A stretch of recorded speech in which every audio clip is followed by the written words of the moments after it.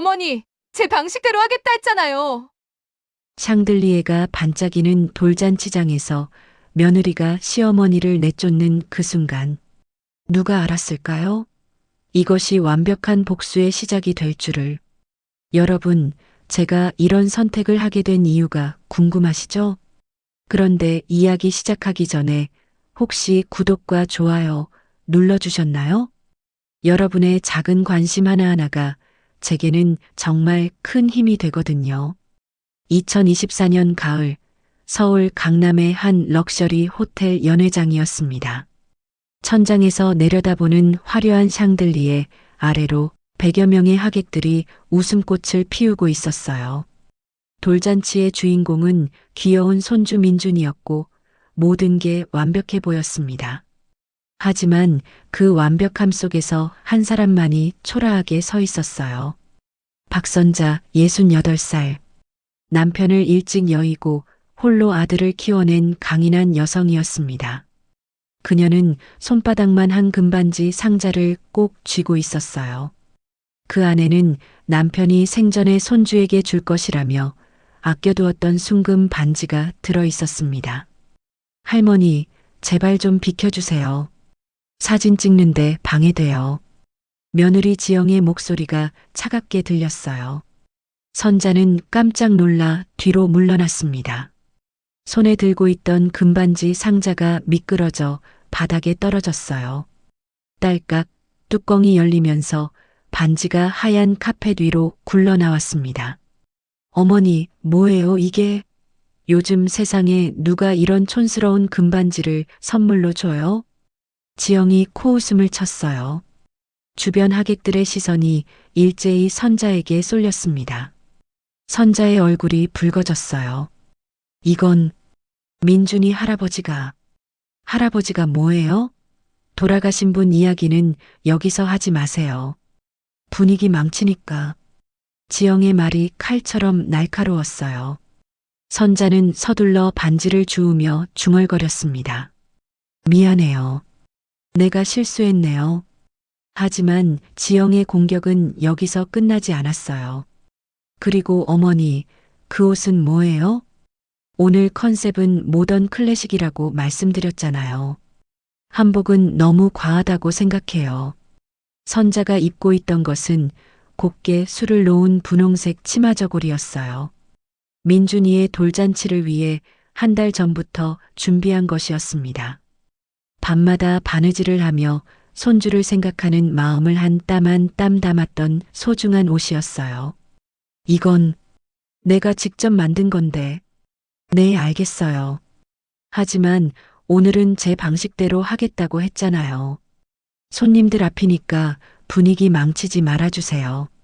지영의 목소리에는 가식적인 미소가 섞여 있었어요.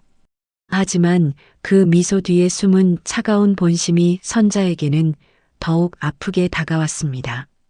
주변에서 사진을 찍던 사람들이 웅성거리기 시작했어요. 저 할머니 뭐야?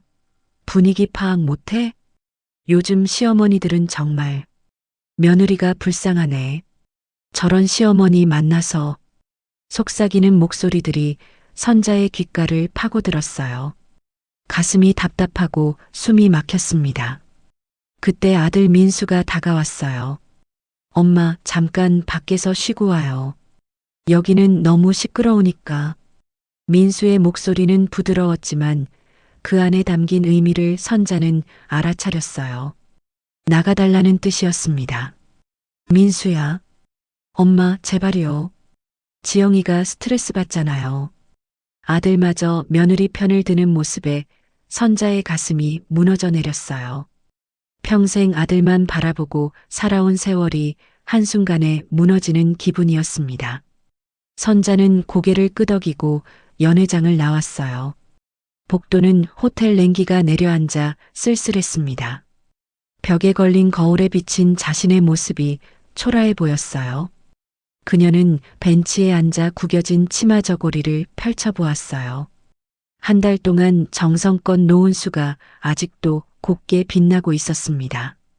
바늘땀마다 손주에 대한 사랑이 스며 있었어요. 왜 이렇게 됐을까? 선자는 작은 목소리로 혼잣말을 했어요. 언제부터인가 며느리의 눈치를 보며 살게 되었고 아들은 점점 멀어져만 갔습니다. 자신이 뭘 잘못했는지 모르겠어요. 그때 연회장에서 웃음소리가 들려왔어요. 민준이가 돌잡이를 하는 소리였습니다. 손주의 웃음소리를 들으니 마음이 조금 따뜻해졌어요. 그래, 민준이만큼은 내가 지켜야 해. 선자는 마음을 다잡았어요.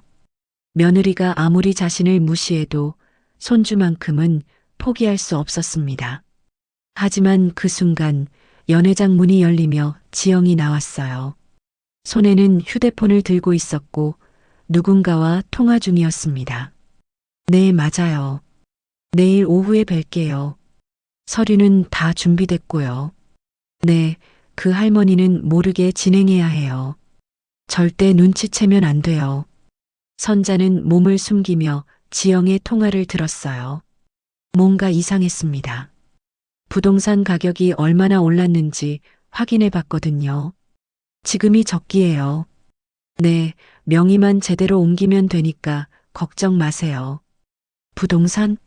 명의 이전? 선자의 머릿속에 경보가 울렸어요. 혹시 자신의 집을 노리는 건 아닐까요? 지영은 통화를 마치고 연회장으로 돌아갔어요. 선자는 한동안 그 자리에 서 있었습니다. 가슴이 두근거렸어요. 설마 그럴 리는 없겠지. 하지만 불안한 마음은 쉽게 가라앉지 않았어요. 최근 들어 지영이 유독 자신의 재산에 관심을 보이는 것 같았거든요. 할머니 집 정말 크네요. 요즘 이런 단독주택 구하기 힘든데. 어머니, 혹시 집 문서들은 어디에 보관하세요? 화재나 도난 대비해서 은행 금고에 넣어두는 게 좋을 텐데. 요즘 부동산 가격이 정말 많이 올랐던데요. 어머니 집도 가치가 많이 올랐을 것 같아요. 지영이 했던 말들이 하나씩 떠올랐어요. 그때는 단순한 관심이라고 생각했는데 지금 생각해보니 수상했습니다. 선자는 가방에서 작은 수첩을 꺼냈어요. 남편이 생전에 쓰던 것으로 중요한 일은 반드시 기록하라는 그의 가르침을 따라 항상 지니고 다니는 것이었어요. 오늘부터 기록을 시작하자. 선자는 수첩에 날짜와 시간을 적었어요. 그리고 오늘 있었던 일들을 상세히 기록하기 시작했습니다. 돌잔치에서의 굴욕, 지영의 수상한 통화까지 모든 것을요. 글씨를 쓰면서 선자의 마음에 변화가 일어났어요. 슬픔과 분노가 차가운 이성으로 바뀌어 갔습니다. 만약 며느리가 정말로 자신의 재산을 노리고 있다면 가만히 당하고만 있을 수는 없었어요. 착한 시어머니는 이제 그만. 선자는 수첩을 덮으며 다짐했어요. 지금까지는 평화를 위해 참고 양보했지만 이제는 달랐습니다. 자신을 지키고 손주를 지키기 위해서라도 싸워야 했어요. 연회장에서 박수 소리가 들려왔어요. 민준이의 돌잡이가 끝난 모양이었습니다. 선자는 일어나서 연회장으로 돌아갔어요. 지영이 민준이를 안고 있는 모습이 보였어요. 겉으로는 자상한 엄마처럼 보이지만 선자의 눈에는 다르게 보였습니다. 계산적이고 차가운 여자의 진짜 모습이 보이기 시작했어요. 어머니, 어디 갔다 오셨어요? 민준이가 할머니 찾더라고요. 지영이 가식적인 미소를 지으며 말했어요. 하지만 선자는 더 이상 그 미소에 속지 않았습니다. 응, 좀 쉬었다 왔어. 선자는 차분하게 대답했어요. 그리고 민준이에게 다가가 볼에 뽀뽀를 해줬습니다. 할머니가 민준이 지켜줄게. 작은 목소리였지만 그 안에는 강한 의지가 담겨 있었어요. 지영은 그 말을 듣고 미묘한 표정을 지었습니다. 돌잔치가 끝나고 집으로 돌아온 선자는 바로 집안을 살펴보았어요. 혹시 지영이 뭔가 뒤진 흔적이 있는지 확인하려고 했거든요. 서재에 있는 서류 보관함을 열어보니 이상했어요. 분명히 정리해둔 순서와 달랐습니다. 누군가 뒤진 것 같았어요. 역시 선자의 추측이 맞아떨어지는 순간이었어요. 며느리가 정말로 자신의 재산을 노리고 있었던 것입니다. 그날 밤 선자는 잠들지 못하고 계획을 세웠어요. 며느리의 실체를 폭로하고 자신의 재산을 지키기 위한 완벽한 계획을요. 수첩에 적힌 첫 번째 기록이 모든 것의 시작이었습니다. 돌잔치에서의 굴욕이 복수의 불씨가 된 거예요. 이제 진짜 게임이 시작이야. 선자는 창밖을 바라보며 다짐했어요. 며느리가 얕본 이 할머니가 얼마나 무서운 상대인지 곧 알게 될 거라고요. 1장을 마치겠습니다. 다음 장으로 넘어가도 될까요? 돌잔치 다음 날 선자는 평소보다 일찍 일어났어요. 어젯밤 거의 잠을 이루지 못했거든요. 머릿속에는 지영의 수상한 통화 내용이 계속 맴돌았습니다. 부동산 가격, 명의 이전, 할머니는 모르게 그 말들이 퍼즐 조각처럼 맞춰지면서 섬뜩한 그림이 드러나고 있었어요. 선자는 커피를 마시며 냉정하게 상황을 정리했어요. 며느리가 자신의 재산을 노리고 있다는 건 거의 확실했습니다. 이제 증거를 찾아야 했어요. 오전 10시경 현관벨이 울렸어요. 지영이었습니다. 어머니, 안녕하세요. 어제는 정말 수고 많으셨어요. 지영은 밝은 표정으로 인사했어요. 하지만 선자의 눈에는 그 미소가 가식적으로 보였습니다. 민준이는 어디 있어? 아, 육아도우미가 봐주고 있어요. 오늘은 어머니와 중요한 이야기가 있어서 혼자 왔어요. 중요한 이야기? 선자의 가슴이 두근거렸어요. 무슨 이야기인데? 거실에 앉아서 차근차근 말씀드릴게요. 지영은 거실 소파에 앉으며 주변을 둘러봤어요. 마치 무언가를 살피는 듯한 시선이었습니다. 어머니, 요즘 혼자 사시기 힘드시죠? 이렇게 큰 집에서. 아직은 괜찮아. 내가 평생 살던 집인데. 하지만 나이가 드시면서 관리가 어려워질 텐데요. 특히 겨울에는 난방비도 많이 나올 테고. 지영이 슬슬 본론으로 들어가는 것 같았어요.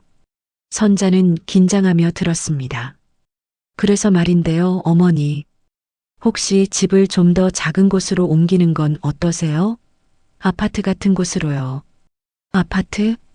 네, 요즘 나온 실버타운들이 정말 좋더라고요. 의료시설도 가깝고 관리도 편하고 어머니 나이에 딱 맞을 것 같아요.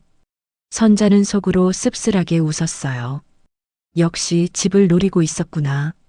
그런데 이 집은 어떻게 하는데? 아, 그건 제가 알아볼게요. 요즘 부동산 가격이 많이 올라서 좋은 가격에 팔 수 있을 것 같아요. 지영의 눈이 번뜩였어요. 본심이 드러나는 순간이었습니다. 팔면 그 돈은? 당연히 어머니 것이죠. 그 돈으로 실버타운 입주비도 내고 남는 돈은 어머니가 편하게 쓰시면 되고요. 하지만 선자는 지영의 속셈을 꿰뚫어 보고 있었어요. 집을 팔아서 실버타운에 넣고 남는 돈은 자신들이 관리한다는 계획일 게 분명했습니다. 글쎄, 갑자기 그런 이야기를 하니까 당황스럽네. 아, 물론 급하게 결정하실 필요는 없어요. 충분히 생각해 보세요. 다만 요즘 부동산 시장이 좋으니까 타이밍을 놓치면 아까울 것 같아서요. 지영은 교묘하게 압박하고 있었어요. 선자는 일부러 망설이는 척했습니다. 그런데 집 서류 같은 건 어디에 있지? 나도 잘 모르겠네. 어머니, 그런 중요한 서류는 어디에 보관하세요? 혹시 도난당하거나 화재가 나면 큰일인데요. 지영의 질문이 점점 구체적이 되고 있었어요. 서재 서랍에 있는 것 같은데. 정확히는 모르겠어. 그럼 제가 한번 정리해 드릴까요? 중요한 서류들을 목록으로 만들어서 은행 금고에 보관하는 게 좋을 것 같아요. 그래. 그럼 부탁할게. 선자는 일부러 순진한 척하며 지영을 서재로 안내했어요. 지영의 눈이 반짝였습니다. 어머니, 차 한 잔 마실래요? 목이 좀 마르네. 그래, 내가 끓여줄게. 잠깐만 기다려. 선자는 부엌으로 가면서 슬쩍 뒤를 돌아봤어요. 지영이 서재로 들어가는 모습이 보였습니다. 부엌에서 차를 끓이면서 선자는 조용히 서재 쪽을 주목했어요. 지영이 서랍을 뒤지는 소리가 들렸습니다. 역시 서류를 찾고 있네. 선자는 차를 우리면서 계획을 세웠어요. 이제 확실한 증거를 잡았으니 다음 단계로 넘어가야 했어요. 몇 분 후 선자는 차를 들고 서재로 갔어요. 지영이 서랍을 정리하고 있었습니다. 어머니, 서류가 정말 많네요. 이거 다 정리하려면 시간이 걸릴 것 같아요. 그래, 그럼 천천히 해. 아, 그런데 혹시 집 등기부등본이나 소유권 관련 서류는 어디에 있을까요? 먼저 그것부터 찾아봐야 할 것 같아요. 지영이 본격적으로 핵심 서류를 찾기 시작했어요. 그건 빨간 파일에 있을 거야. 선자는 일부러 애매하게 대답했어요. 사실 진짜 서류는 따로 안전한 곳에 보관해 두고 빨간 파일에는 복사본만 넣어둔 상태였거든요. 지영이 빨간 파일을 열어보더니 만족스러운 표정을 지었어요. 아, 여기 있네요. 어머니, 이 서류들 정말 중요한 거예요. 혹시 복사본도 만들어 둘까요? 복사본? 네, 만약에 대비해서요. 원본은 은행 금고에 넣어두고 복사본은 집에서 보관하는 거죠. 지영은 벌써 서류를 들고 복사하려는 기색을 보였어요. 그래도 될까? 당연하죠. 요즘은 다들 그렇게 해요. 선자는 속으로 웃었어요. 지영이 복사본을 가져가려는 건 뻔했거든요. 그럼 부탁할게. 네, 제가 근처 복사집에 가서 해올게요. 금방 다녀올 테니까 기다리세요. 지영은 서류를 챙겨서 나갔어요. 선자는 그 모습을 창문으로 지켜봤습니다. 이제 꼬리를 밟았네. 지영이 복사집에 간 사이 선자는 변호사 친구에게 전화를 걸었어요. 여보세요, 김 변호사님? 저 박선자예요. 네, 안녕하세요. 혹시 급한 상담이 있는데 시간 되실까요? 물론이죠. 무슨 일이세요? 가족 간의 재산 분쟁 관련된 건데요. 누군가 제 재산을 노리고 있는 것 같아서요. 그런 일이 있으셨군요. 일단 자세한 상황을 말씀해 주세요. 선자는 지영의 행동과 오늘 있었던 일들을 상세히 설명했어요.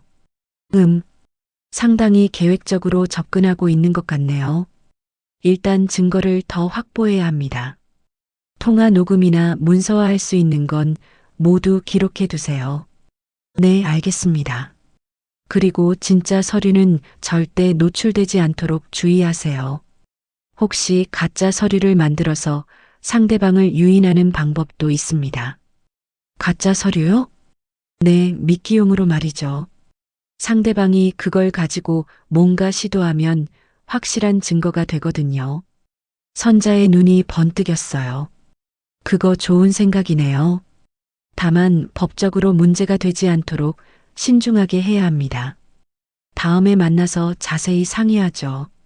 전화를 끊고 나니 지영이 돌아왔어요. 어머니, 복사 다 해왔어요.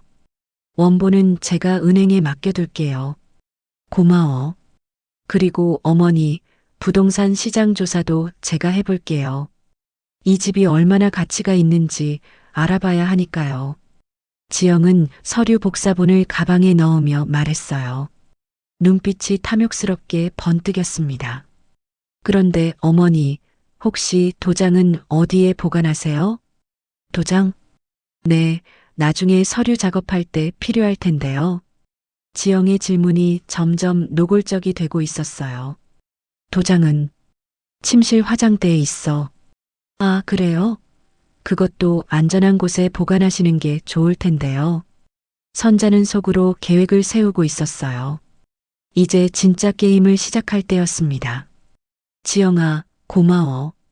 내 덕분에 정리가 잘 될 것 같아. 당연한 일이죠. 어머니 일인데요. 지영은 만족스러운 표정으로 집을 나섰어요. 하지만 선자는 그 뒷모습을 차갑게 바라봤습니다. 이제 진짜 미끼를 던질 시간이야. 그날 밤 선자는 변호사와 만나서 구체적인 계획을 세웠어요. 가짜 서류를 만들고 지영의 행동을 유도하는 정교한 함정을 준비했습니다. 며느리가 욕심에 눈이 멀어 덫에 걸어들기를 기다리면서요. 그날 밤 선자는 잠들 수 없었어요. 지영의 탐욕스러운 눈빛이 계속 떠올랐거든요. 하지만 이제는 분노보다 차가운 계산이 앞섰습니다. 새벽 6시 선자는 김석현 변호사 사무실로 향했어요. 30년 지기 친구이자 남편 생전부터 가족같이 지내온 믿을 만한 사람이었습니다. 선자 씨, 이렇게 일찍 오시다니. 정말 심각한 일이군요. 김 변호사는 커피를 내오며 걱정스러운 표정을 지었어요. 석현아, 내가 바보였어. 며느리를 너무 믿었나 봐. 선자는 어제 있었던 일들을 상세히 설명했어요. 돌잔치에서의 굴욕부터 지영의 수상한 통화, 그리고 서류를 뒤지는 모습까지 모든 것을요. 상당히 계획적이고 체계적으로 접근하고 있네요. 전형적인 재산 갈취 수법입니다. 김 변호사의 표정이 심각해졌어요. 그럼 어떻게 해야 할까? 일단 증거를 확보해야 합니다. 하지만 단순히 방어만 해서는 안 돼요. 상대방이 먼저 불법 행위를 하도록 유도해서 확실한 증거를 잡아야 합니다. 유도한다고? 네, 미끼 작전이죠. 가짜 서류를 만들어서 상대방이 그걸 가지고 명의 이전을 시도하게 만드는 거예요. 그러면 명백한 문서 위조죄가 성립되죠.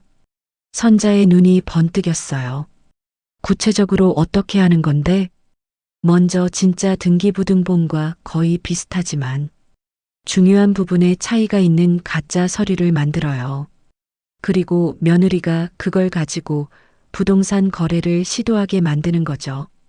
김 변호사는 컴퓨터를 켜며 설명을 이어갔어요. 그런데 이건 위험할 수도 있어요. 상대방이 눈치채면 더 교묘한 방법을 쓸 수 있거든요. 아니야, 지영이는 욕심에 눈이 멀어서 꼼꼼히 확인하지 않을 거야. 어제 봤는데 서류만 보고도 만족해 하더라고. 선자는 며느리의 성격을 정확히 파악하고 있었어요. 그럼 이렇게 해보죠. 일단 가짜 도장을 하나 만들어요. 진짜와 비슷하지만 미묘하게 다른 도장으로요. 그리고 가짜 등기부등본도 준비하고요. 그런 걸 어떻게 만들어? 제가 아는 인쇄소가 있어요. 합법적인 범위 내에서 샘플용으로 만들 수 있거든요. 물론 견본이라는 도장을 찍어서 진짜와 구별되게 하지만 멀리서 보면 잘 모를 거예요. 선자는 점점 흥미로워졌어요. 그리고 나서는 며느리가 그 서류들을 가지고 부동산 거래를 시도할 때까지 기다리는 거예요. 그 순간 현장을 포착하면 확실한 증거가 됩니다. 좋아. 해보자. 선자의 목소리에는 결의가 가득했어요. 하지만 선자 씨, 이 과정에서 가족 관계가 완전히 파탄날 수도 있어요. 정말 괜찮으세요? 김 변호사의 걱정 어린 질문에 선자는 잠시 생각했어요. 석현아, 나는 이미 며느리한테 가족 취급받지 못하고 있어. 어제 돌잔치에서 내가 느낀 굴욕을 내가 알기나 해? 그리고 내 재산까지 빼앗으려 한다면 더 이상 참을 수 없어. 선자의 목소리가 떨렸어요. 하지만 그건 두려움이 아니라 분노 때문이었습니다. 알겠습니다. 그럼 시작해보죠. 두 사람은 오전 내내 작전을 세웠어요.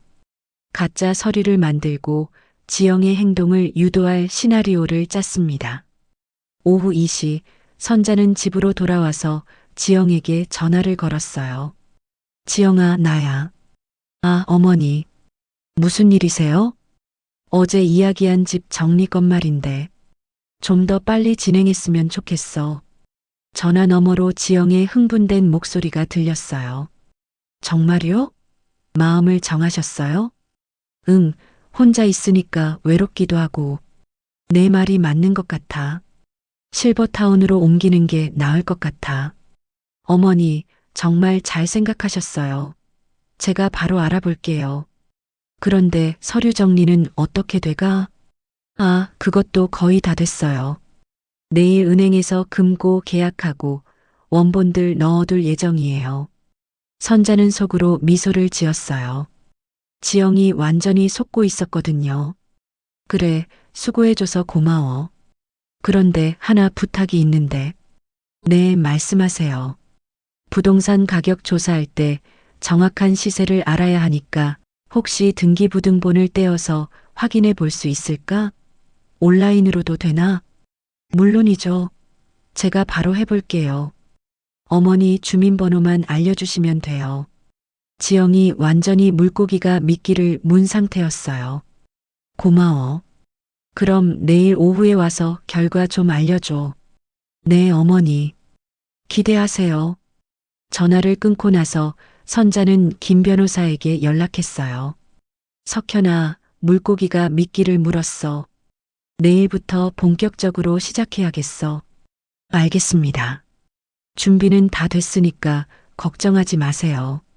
그날 저녁 선자는 진짜 서류들을 안전한 곳에 숨기고 가짜 서류들을 원래 자리에 배치했어요. 가짜 도장도 화장대 원래 자리에 넣어두었습니다. 모든 준비가 완료되었어요.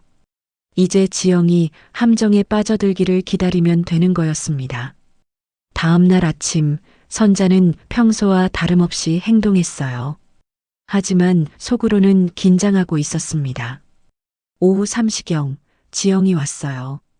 평소보다 훨씬 밝은 표정이었습니다. 어머니, 정말 좋은 소식이 있어요. 무슨 소식? 집 시세를 알아봤는데 예상보다 훨씬 높아요. 지금 이 동네가 재개발 예정지구라서 가격이 많이 올랐거든요. 지영의 눈이 돈 생각에 번뜩이고 있었어요. 얼마나 올랐는데? 15억은 좋게 나올 것 같아요. 어머니, 대박이에요. 15억. 선자는 그 숫자에 놀랐어요. 집값이 그렇게 많이 올랐다니. 그런데 문제가 하나 있어요. 무슨 문제? 부동산 전문가가 그러는데 지금이 최고점이라고 해요. 몇 달 후에는 가격이 떨어질 수도 있다고 하네요. 지영이 은근히 압박하기 시작했어요. 그럼 어떻게 해야 하는데? 빨리 팔아야 해요.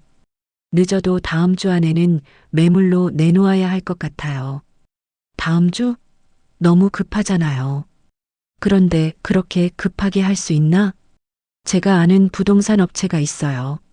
거기서 바로 계약할 수 있대요. 현금 거래로 하면 일주일 안에 모든 게 끝난다고 하네요. 지영의 말이 점점 구체적이 되고 있었어요.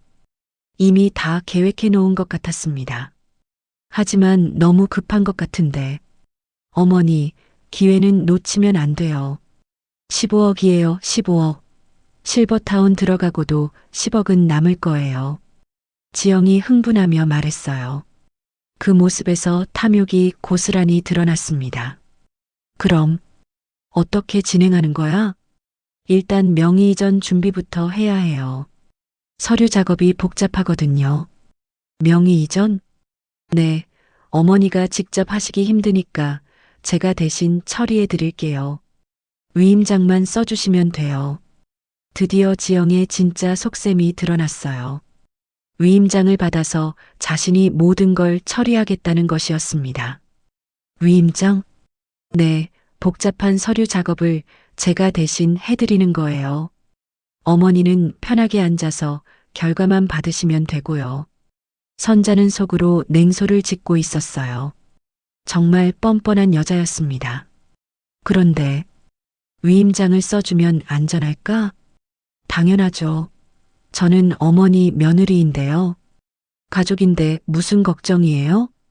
가족이라는 말이 무색하게 지영의 행동은 전혀 가족 같지 않았어요. 그럼 한번 생각해 보자. 어머니, 너무 오래 생각하시면 기회를 놓쳐요. 내일까지만 생각해 보시고 답해 주세요. 지영이 슬슬 압박하기 시작했어요. 알겠어. 내일 답할게. 지영이 돌아간 후 선자는 바로 김 변호사에게 전화했어요. 석현아, 지영이가 완전히 덫에 걸려들었어. 위임장까지 요구하고 있어. 예상대로네요.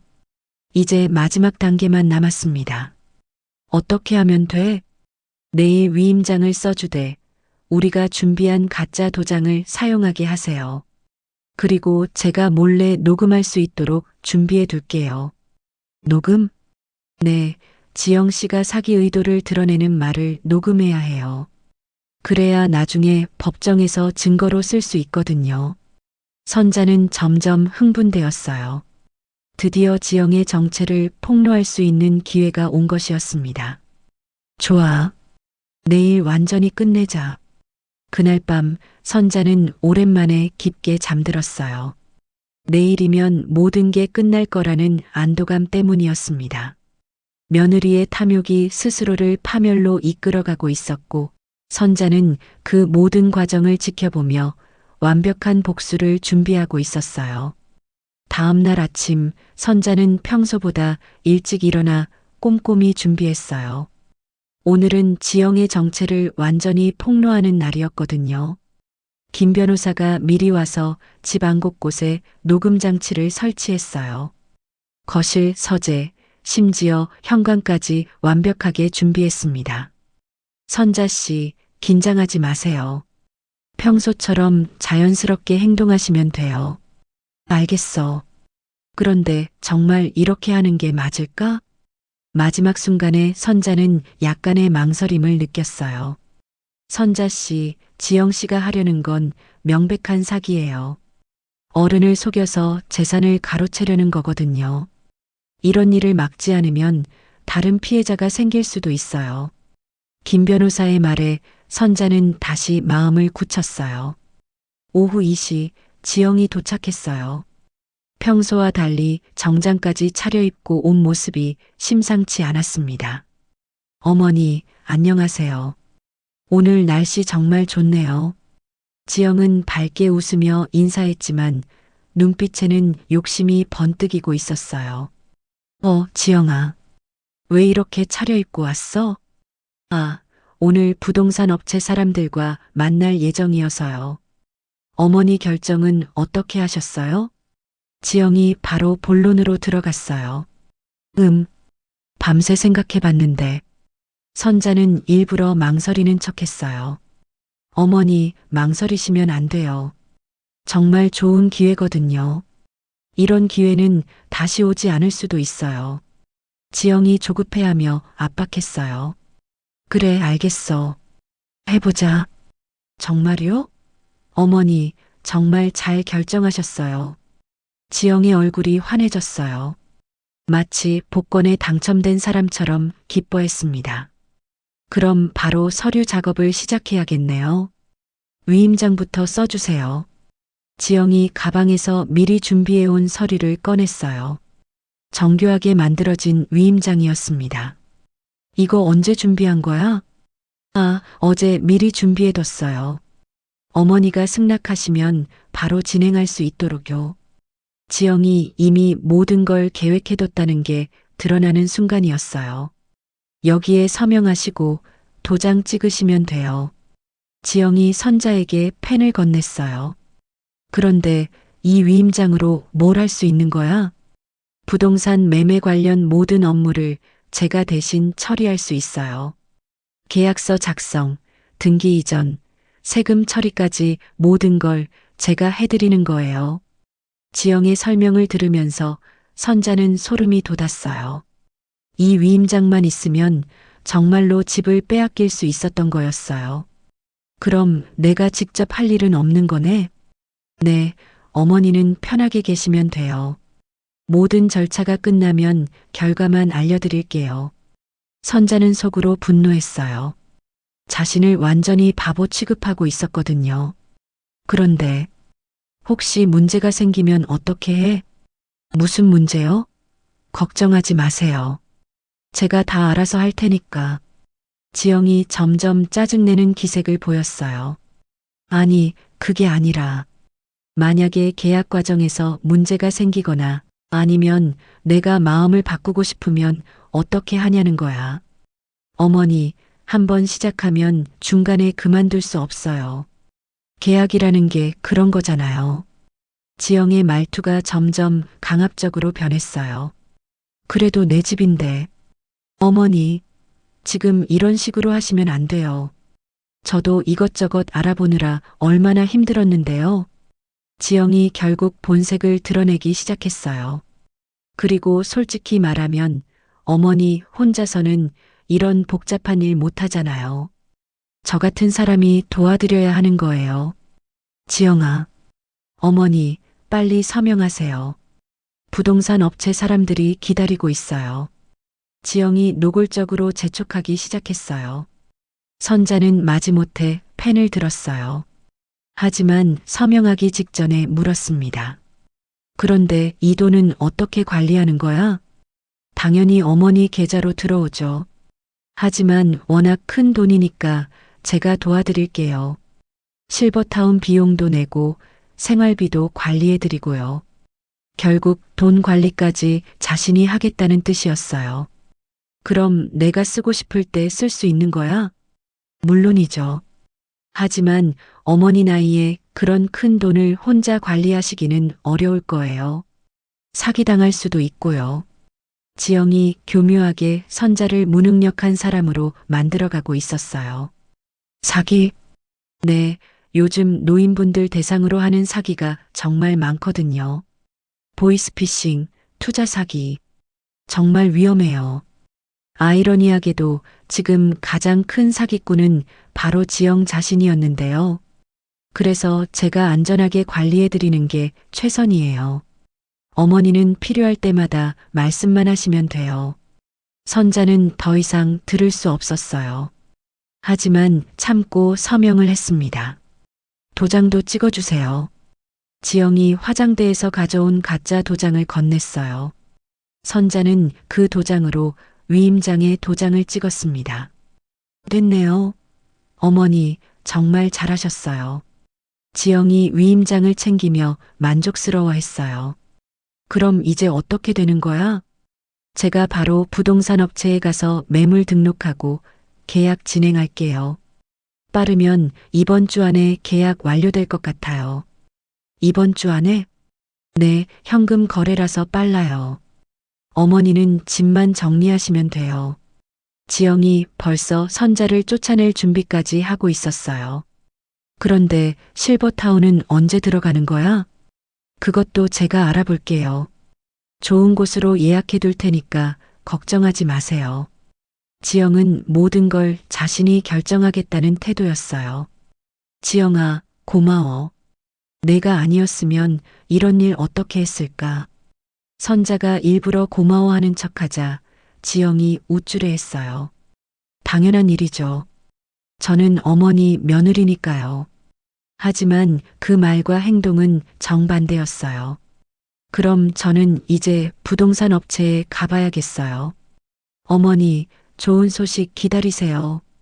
지영이 위임장을 가방에 넣고 서둘러 나갔어요. 드디어 큰 돈을 손에 넣을 수 있다는 기대감에 들떠 있었습니다. 지영이 나간 후 선자는 김 변호사에게 전화했어요. 석현아, 다 녹음됐지? 네, 완벽하게 녹음됐어요. 지영 씨가 사기 의도를 명확히 드러냈네요. 이제 어떻게 해? 지영 씨가 가짜 서류로 부동산 거래를 시도할 때까지 기다려야 해요.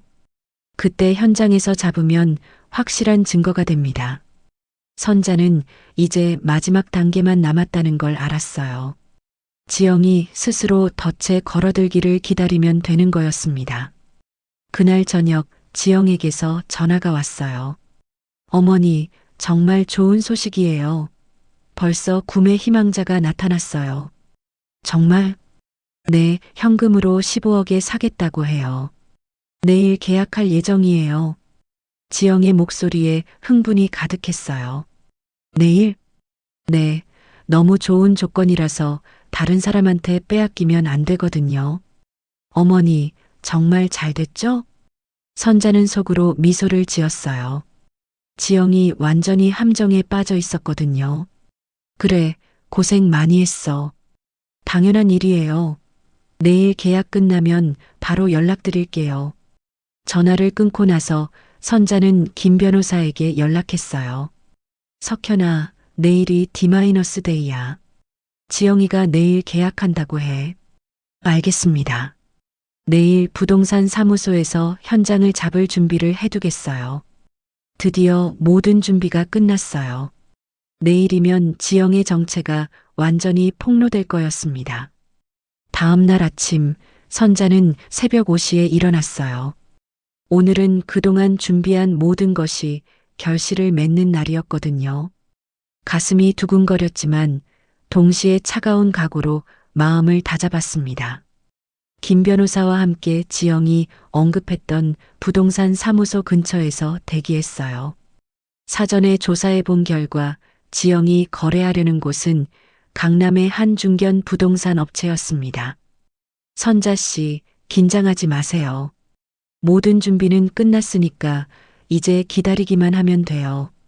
김 변호사가 위로의 말을 건넸지만 선자의 마음은 복잡했어요. 며느리를 이렇게 함정에 빠뜨리는 것이 옳은 일인지 마지막까지 고민되었거든요. 하지만 어제 지영이 보여준 탐욕스러운 모습을 생각하니 결심이 섰어요. 자신을 무능한 노인 취급하며 재산을 가로채려던 그 뻔뻔함을 용서할 수 없었습니다. 오전 10시 30분 지영이 부동산 사무소에 나타났어요. 정장을 차려입고 서류 가방을 든 모습이 완전히 집주인 행세를 하고 있었습니다. 저기 왔네요. 김 변호사가 조용히 말했어요. 두 사람은 부동산 사무소에서 조금 떨어진 카페에서 상황을 지켜보고 있었습니다. 30분 정도 지나자 지영이 부동산 사무소에서 나왔어요. 표정이 밝았습니다. 뭔가 잘 풀린 것 같았어요. 이제 움직여야 할 때네요.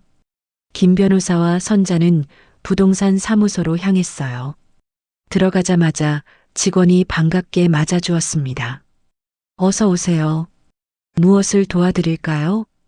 안녕하세요. 혹시 방금 전에 우리 동네 집 매매 상담하러 온 분 있었나요? 젊은 여성분이요. 선자가 자연스럽게 물었어요. 아, 네. 상도동 단독주택건이시죠? 매매 계약건으로 오셨는데요. 직원이 확인해 주었어요. 그런데 그분이 집주인이 맞나요? 김 변호사가 조심스럽게 물었어요. 네, 위임장도 가져오시고 모든 서류가 다 준비되어 있더라고요. 아, 그런데 두 분은? 저는 그 집의 진짜 주인입니다. 선자가 신분증을 보여주며 말했어요. 직원의 얼굴이 당황스럽게 변했습니다. 네, 그럼 방금 오신 분은 제 며느리예요. 그런데 제가 매매 의뢰를 한 적이 없거든요. 선자의 말에 직원이 더욱 당황했어요. 그럼 위임장을 보여주시겠어요? 김 변호사가 요청했어요. 직원이 서류를 꺼내자 김 변호사가 자세히 살펴봤습니다. 이 도장 위조된 거네요. 위조요? 네, 진짜 도장과 미묘하게 달라요. 그리고 이 위임장도 법적 효력이 없는 서식이고요. 직원의 얼굴이 창백해졌어요. 그럼 사기라는 말씀이신가요? 그렇습니다. 저희는 이 사건을 신고할 예정입니다. 김 변호사의 말에 직원이 불이 나게 매니저를 불렀어요. 매니저가 와서 상황을 파악하더니 즉시 지영에게 전화를 걸었어요. 고객님, 죄송하지만 다시 한번 사무소로 와주실 수 있을까요? 서류 확인할 게 있어서요. 전화를 받은 지영이 의아해하며 물었어요. 무슨 서류요? 다 확인 끝났다고 하셨잖아요. 죄송합니다. 추가로 확인해야 할 사항이 생겨서요. 잠깐만 와주시면 됩니다. 30분 후 지영이 다시 부동산 사무소에 나타났어요. 하지만 사무소 안에서 선자와 김 변호사를 보자 얼굴이 하얗게 질렸습니다. 어머니, 왜 여기 계세요? 지영의 목소리가 떨렸어요. 지영아, 내가 집을 팔라고 했나? 선자의 차가운 목소리에 지영이 당황했어요. 그게 어머니가 어제 위임장에 서명하셨잖아요. 위임장에 서명한 건 맞지. 하지만 가짜 도장으로 한 거야. 가짜 도장? 네, 저희가 일부러 준비한 가짜 도장이었어요. 김 변호사가 설명했어요. 그리고 이 모든 과정이 녹음되어 있습니다. 지영 씨가 사기 의도를 명확히 드러낸 내용까지 모두요. 지영의 얼굴이 점점 창백해졌어요. 저는 정말 어머니를 위해서, 나를 위해서 15억짜리 집을 팔아서 실버타운에 넣고 나머지 돈은 내가 관리하겠다고 한 게 나를 위해서야? 선자의 목소리에 분노가 담겨 있었어요. 어머니, 오해세요. 저는 정말 오해가 아니야. 내가 한 말 다 녹음되어 있어. 김 변호사가 휴대폰을 꺼내 재생 버튼을 눌렀어요. 어제 지영이 했던 말들이 선명하게 들려왔습니다. 어머니 나이에 그런 큰 돈을 혼자 관리하시기는 어려울 거예요. 제가 안전하게 관리해드리는 게 최선이에요. 한번 시작하면 중간에 그만둘 수 없어요.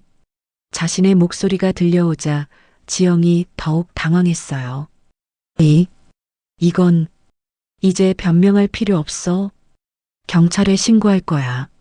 선자의 단호한 말에 지영이 무릎을 꿇었어요. 어머니, 제발이요. 저 정말 어머니를 위해서 한 거예요. 혼자 계시면 위험할 것 같아서. 위험한 건 너야, 지영아. 내가 가장 위험한 사람이었어. 선자는 더 이상 지영의 말을 듣고 싶지 않았어요. 김 변호사님, 신고 접수해 주세요. 네, 알겠습니다. 김 변호사가 경찰서에 전화를 걸기 시작했어요. 어머니, 제발 한 번만 봐주세요. 저 정말 잘못했어요. 다시는 이런 일 없을 거예요. 지영이 울면서 매달렸지만 선자의 마음은 이미 굳어 있었어요. 지영아, 내가 나를 어떻게 생각했는지 이제 알겠어. 치매 걸린 바보 할머니로 본 거지? 아니에요, 어머니. 저는 돌잔치에서 나를 쫓아낸 것도, 내 집 서류를 뒤진 것도 모든 게 이걸 위한 거였지? 선자의 질문에 지영이 대답하지 못했어요. 그리고 내 손주 민준이는? 너는 민준이 엄마가 될 자격이 있어? 어머니, 민준이가 크면 어떻게 할 거야? 할머니 재산을 노린 엄마라는 걸 알게 되면? 선자의 말에 지영이 더욱 울었어요. 얼마 후 경찰이 도착했어요. 지영은 문서 위조 및 사기 미수 혐의로 연행되었습니다. 어머니, 정말 죄송해요. 용서해 주세요.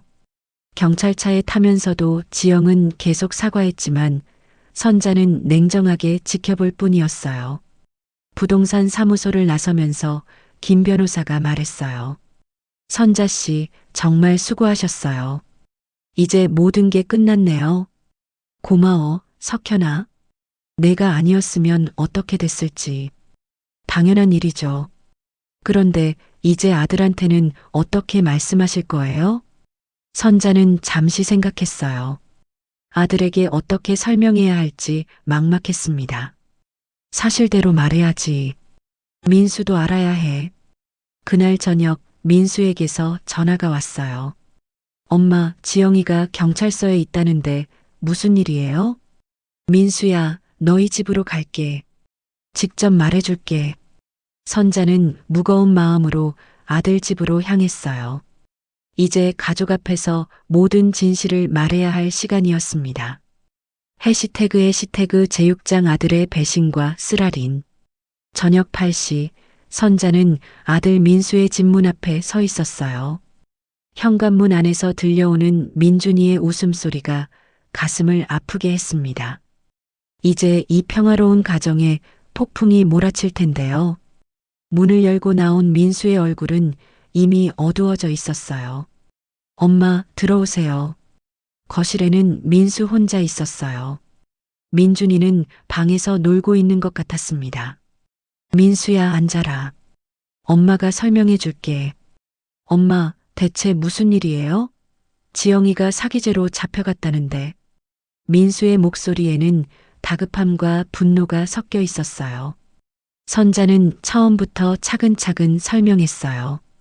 돌잔치에서의 굴욕, 지영의 수상한 행동들, 그리고 오늘 부동산 사무소에서 일어난 일까지 모든 것을요.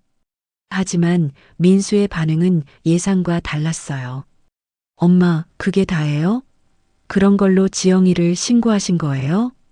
그런 걸로? 민수야, 내 아내가 내 집을 빼앗으려 했다고. 하지만 실제로 계약이 성사된 건 아니잖아요.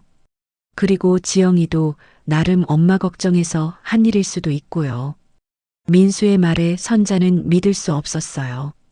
민수야, 너 정말 그렇게 생각해?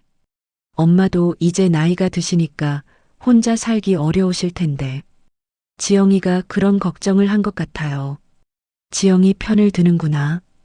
편을 든다기보다는 엄마, 좀 더 이해해 주세요. 지영이도 엄마를 위해서 한 건데. 선자는 아들의 말을 들으면서 가슴이 무너져 내렸어요. 설마 민수까지 지영의 편을 들 줄은 몰랐거든요. 민수야, 너도 알고 있었니? 뭐요? 지영이가 내 집을 팔려고 한다는 거 말이야. 민수가 잠시 말을 멈췄어요. 그 순간의 침묵이 모든 걸 말해주었습니다. 민수야, 대답해. 엄마, 그게 너도 알고 있었구나. 선자의 목소리가 높아졌어요. 엄마, 저희도 고민이 많았어요. 엄마가 혼자 계시면서 건강도 안 좋아지시고. 건강이 안 좋다고? 나 언제 아프다고 했어? 돌잔치 때도 보니까 많이 힘들어 하시는 것 같더라고요. 그리고 요즘 깜빡깜빡 하시는 것도 많고. 민수가 어머니를 노인네 취급하고 있었어요. 그래서 내 집을 팔아서 실버타운에 보내려고 한 거야? 엄마, 나쁜 뜻이 아니었어요. 정말 엄마를 위해서, 나를 위해서 15억짜리 집을 팔아서 나머지 돈은 너희가 관리하겠다는 게 나를 위해서야? 선자의 추궁에 민수가 당황했어요. 그런 뜻이 아니었어요. 그럼 무슨 뜻이었어? 실버타운도 돈이 많이 들고 엄마 생활비도 필요하고 저희가 도와드리려고 한 거예요. 민수의 변명을 들으면서 선자는 절망했어요. 아들마저 자신의 재산을 노리고 있었던 거예요. 민수야, 솔직히 말해봐. 너희 빚이 있지? 엄마, 무슨, 나 바보 아니야. 요즘 집값이 많이 올랐다면서 이사 이야기하는 거 다 들었어. 돈이 필요하구나? 민수의 얼굴이 빨개졌어요. 엄마, 그런 게 아니라. 얼마야? 빚이 얼마나 돼? 엄마, 말해. 선자의 다그침에 민수가 결국 입을 열었어요. 5억 정도. 5억? 사업이 잘 안 돼서. 그리고 민준이 교육비도 많이 들고. 선자는 한숨을 쉬었어요. 결국 돈 때문이었구나. 그래서 내 집을 팔아서 빚을 갚으려고 한 거구나. 엄마, 저희가 갚을게요. 나중에 다 갚을 거예요. 나중에? 언제? 민수가 대답하지 못했어요. 민수야, 내가 정말 실망스럽다. 엄마 재산을 당연히 내 것인 줄 알고 있었구나. 엄마, 그런 게 아니에요. 저희도 정말 어려운 상황이라서. 어려우면 어렵다고 솔직히 말하지. 왜 엄마를 속였어? 죄송해요, 엄마. 정말 죄송해요. 민수가 고개를 숙였지만 선자의 마음은 이미 식어버렸어요. 민수야, 너는 지영이랑 똑같아. 나를 무능한 노인으로 보고 있잖아. 그런 게 아니에요. 그럼 뭐야? 내 동의도 없이 내 집을 팔려고 하고 나를 실버타운에 보내려고 하고 이게 효도야? 민수가 할 말을 잃었어요. 그때 방에서 민준이가 뛰어나왔어요. 할머니, 민준이가 선자에게 달려와 안겼어요. 선자는 손주를 안으면서 눈물이 났습니다. 민준아, 할머니야. 할머니, 엄마는 어디 갔어요? 아빠가 엄마 이야기하면서 울고 있었어요. 민준이의 순수한 질문에 선자의 가슴이 아팠어요. 민준아, 엄마는 잠깐 다른 곳에 가 있어. 언제 와요? 선자는 대답할 수 없었어요. 민수야, 지영이는 언제 나와? 변호사가 보석 신청한다고 했어요. 며칠 후에는 나올 수 있을 것 같아요. 그럼 그때까지 민준이는 누가 봐? 제가 봐야죠. 민수의 목소리에 피로가 묻어났어요. 민수야, 엄마가 하나만 물어볼게. 네. 내가 정말 나를 사랑해? 갑작스러운 질문에 민수가 당황했어요. 당연하죠, 엄마. 제가 엄마를 얼마나. 그럼 내 말 들어. 네. 지영이랑 이혼해. 뭐라고요? 민수가 깜짝 놀랐어요. 지영이는 사기꾼이야. 그런 여자와 같이 살 수 없어. 엄마, 그건 너무. 안 그러면 엄마는 너를 아들로 인정하지 않을 거야. 선자의 단호한 말에 민수가 절망했어요. 엄마, 제발 그런 말씀 마세요. 민준이도 있는데. 민준이 때문에 더 이혼해야 해. 사기꾼 엄마 밑에서 자라면 안 되잖아. 엄마, 선택해, 민수야. 지영이냐, 나냐. 최후 통첩이었어요. 민수는 고민에 빠졌습니다. 엄마, 시간을 주세요. 생각해 볼게요. 일주일. 일주일 후에 답해.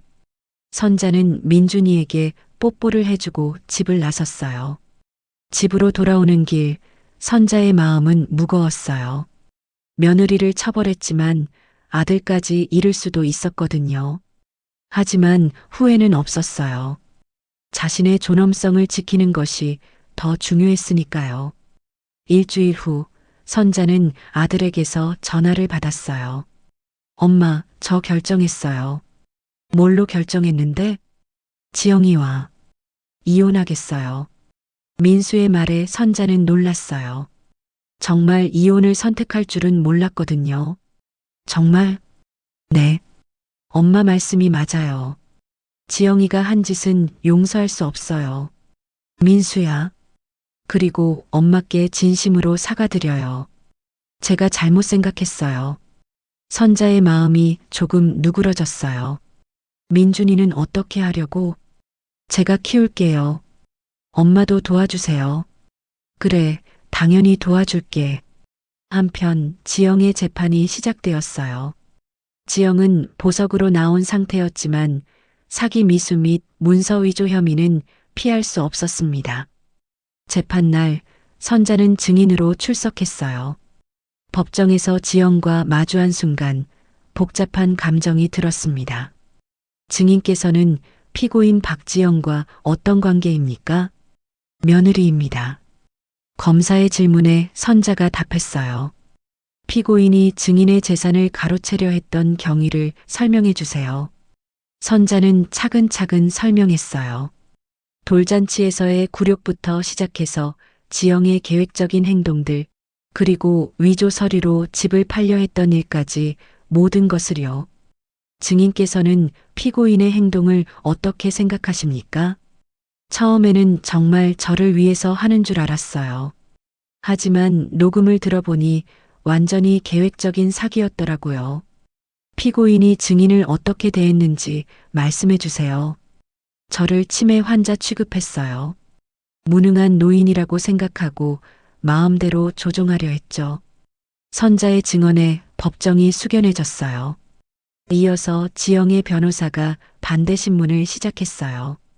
증인께서는 피고인을 함정에 빠뜨리기 위해 의도적으로 가짜 서류를 준비하지 않았습니까? 네, 맞습니다. 그럼 이건 일종의 함정 수사 아닙니까? 함정이라고 하기에는 지영이가 먼저 제 재산을 노렸어요. 저는 그저 방어했을 뿐입니다. 하지만 피고인은 실제로 어떤 피해도 입히지 않았습니다. 피해를 입히지 않은 게 아니라 입히지 못한 거죠. 제가 막았으니까요. 선자의 당당한 답변에 방청석에서 박수가 터졌어요. 다음으로 김 변호사가 증인으로 나왔어요. 피고인의 행동이 계획적이었다는 근거를 제시해 주세요. 피고인은 이미 며칠 전부터 부동산 업체와 접촉했고 위임장도 미리 준비해 왔습니다. 그리고 증인을 압박하여 빠른 결정을 유도했죠. 피고인의 의도가 무엇이었다고 보십니까? 증인의 집을 15억에 팔아서 실버타운 비용을 제외한 나머지 10억 정도를 자신들이 관리하려 했던 것으로 보입니다. 그 돈으로 무엇을 하려 했을까요? 피고인의 남편인 민수 씨가 5억 정도의 빚이 있었던 것으로 확인됩니다. 이 증언에 지영의 얼굴이 창백해졌어요. 마지막으로 녹음 파일이 재생되었어요. 지영이 선자를 무능한 노인으로 취급하며 재산을 가로채려 했던 대화가 법정에 울려 퍼졌습니다. 어머니 나이에 그런 큰 돈을 혼자 관리하시기는 어려울 거예요. 한번 시작하면 중간에 그만둘 수 없어요. 제가 안전하게 관리해드리는 게 최선이에요. 녹음을 듣던 판사의 표정이 굳어졌어요. 피고인, 최후 변론하시겠습니까? 지영이 일어나서 떨리는 목소리로 말했어요. 재판장님, 저는 정말 시어머니를 위해서 한 일이었어요. 혼자 계시면 위험할 것 같아서. 피고인은 지금도 자신의 행동이 정당했다고 생각합니까? 아니요. 방법이 잘못됐다는 걸 인정해요. 하지만 나쁜 의도는 아니었어요. 하지만 증거상으로는 계획적인 사기로 보입니다. 판사의 말에 지영이 더 이상 할 말이 없었어요. 며칠 후 판결이 내려졌어요. 피고인 박지영은 사기 미수죄와 문서 위조죄로 징역 1년 6개월의 집행유예 3년을 선고합니다. 지영은 실형은 면했지만 전과자가 되었어요. 그리고 선자에게 2천만 원의 정신적 피해 배상금을 지급하라는 판결도 내려졌습니다. 재판이 끝나고 나오면서 지영이 선자에게 다가왔어요. 어머니, 정말 죄송했어요. 지영아, 이제 와서 미안하다고 해서 뭐가 달라져? 너는 나를 바보로 봤잖아. 어머니, 그리고 민준이는? 내 아들은 어떻게 할 거야? 민수가 키운다고 했어요. 저는 당분간 민준이를 볼 수 없을 것 같아요. 지영의 목소리에 후회가 묻어났지만 이미 늦었어요. 지영아, 마지막으로 하나만 물어볼게. 네. 정말 나를 위해서 한 거야? 아니면 돈 때문이야? 지영이 한참 동안 말하지 못했어요. 그 침묵이 모든 답이었습니다. 잘 살아, 지영아. 그리고 다시는 내 앞에 나타나지 마. 선자는 그렇게 말하고 돌아섰어요. 재판이 끝난 지 6개월이 지났어요. 선자의 삶은 완전히 바뀌어 있었습니다. 우선 아들 민수는 지영과 이혼을 진행했어요. 양육권은 민수가 가져갔고 지영은 월 1회만 면접교섭권을 인정받았습니다. 민수는 빚을 정리하기 위해 작은 아파트로 이사했고 선자의 집 근처에 살게 되었어요. 엄마, 정말 죄송해요. 제가 너무 어리석었어요. 민수는 어머니에게 진심으로 사과했어요. 민수야, 이제 지나간 일이야. 앞으로 잘하면 돼. 선자는 아들을 용서했어요. 하지만 예전과 같은 관계로 돌아가기에는 시간이 필요했습니다. 민준이는 할머니와 더 가까워졌어요. 지영이 없어진 후 처음에는 혼란스러워했지만 선자와 민수가 정성껏 돌보니 금세 적응했습니다. 할머니, 저 오늘 학교에서 그림 그렸어요. 그래, 할머니한테 보여줘. 민준이가 그린 그림에는 할머니, 아빠, 그리고 자신이 함께 있는 모습이 그려져 있었어요. 지영은 없었지만 세 사람이 행복해 보였습니다. 선자는 재판에서 받은 배상금으로 특별한 일을 시작했어요. 노인 권익보호센터를 설립한 것입니다. 요즘 나 같은 노인들을 속이는 사람들이 너무 많아. 그런 피해를 막아야 해. 센터에서는 노인 대상 사기 예방 교육, 법률 상담, 그리고 피해자 지원 사업을 했어요. 선자의 경험을 바탕으로 한 교육은 많은 노인들에게 도움이 되었습니다. 어느 날 센터로 한 할머니가 찾아왔어요. 선자 씨, 저도 며느리 때문에 고민이에요. 무슨 일이세요? 며느리가 자꾸 제 통장을 달라고 해요. 관리해 주겠다면서요. 그럼 어떻게 하셨어요? 선자 씨 이야기를 듣고 나서 거절했어요. 그랬더니 며느리가 화를 내더라고요. 잘하셨어요. 절대 주시면 안 돼요. 선자는 그 할머니에게 자신의 경험을 들려주며 조언했어요. 많은 노인들이 비슷한 상황에 있다는 걸 알게 되었습니다. 센터 개설 1년 후 선자는 언론의 주목을 받았어요. 한 방송국에서 인터뷰 요청이 왔거든요. 선자 씨, 며느리를 고발한 것을 후회하지 않으세요? 전혀 후회하지 않아요. 잘못된 건 바로 잡아야죠. 가족 관계가 파탄된 것에 대해서는 어떻게 생각하세요? 진짜 가족이라면 서로를 속이지 않아요. 지영이는 처음부터 가족이 아니었던 거죠. 앞으로의 계획은 무엇인가요? 더 많은 노인분들을 도와드리고 싶어요. 나이가 들었다고 해서 무시당하면 안 되거든요. 방송이 나간 후 전국에서 비슷한 피해를 당한 노인들의 연락이 쇄도했어요. 선자는 더욱 바빠졌지만 보람을 느꼈습니다.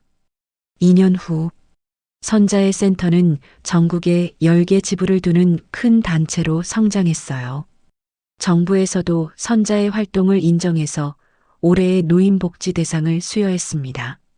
시상식 날 민수와 민준이가 함께 갔어요. 할머니 최고예요. 민준이가 박수를 치며 소리쳤어요. 엄마, 정말 자랑스러워요. 민수도 진심으로 말했어요. 시상식이 끝나고 집으로 돌아가는 길, 선자는 2년 전을 떠올렸어요.